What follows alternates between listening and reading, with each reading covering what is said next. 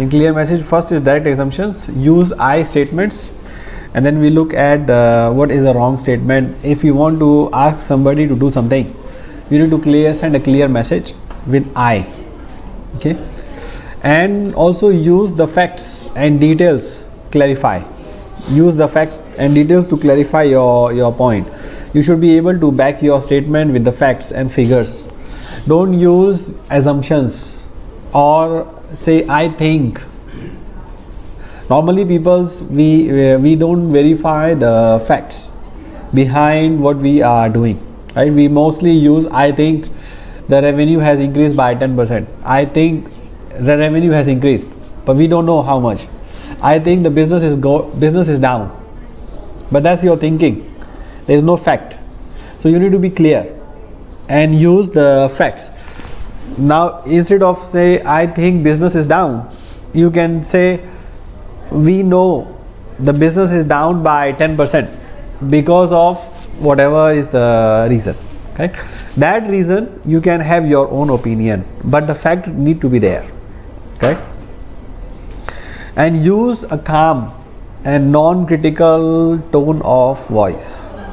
That is very difficult to maintain, because using a calm voice, especially non-critical tone, is difficult, especially when you are upset.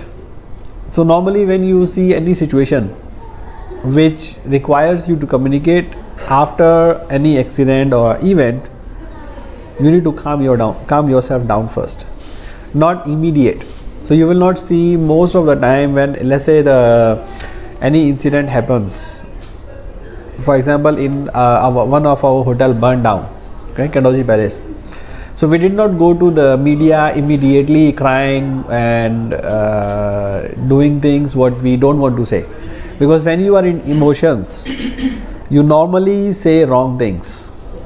You cannot control your emotions, and you give out the information which can be damaging for you, right? So we let the situation go down first. We delay the media as much as possible, so that we have time to understand the situation.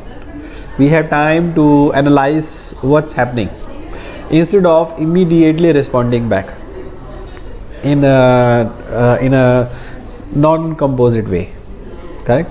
So you can be calm and non-critical only when you give yourself time to understand the situation, what has happened, why it has happened, and what could be the right way. For example, you may be fighting with the employee, or you may be arguing with your staff or with your manager. Instead of saying that, okay, I don't like the job, I'm resigning, you come back to your office, think what has happened, why it has happened, and what can be the better way, and then you go to the boss or your employee and then talk about it, correct? Instead of just blasting. And use repetitions in your conversation. So sometimes you may have to repeat same thing over and over. You may be noticed when I teach also, I repeat quite sometimes same things, sometime in the same words, sometime in different words, because you may have different proposition, different vocabulary, different way of understanding.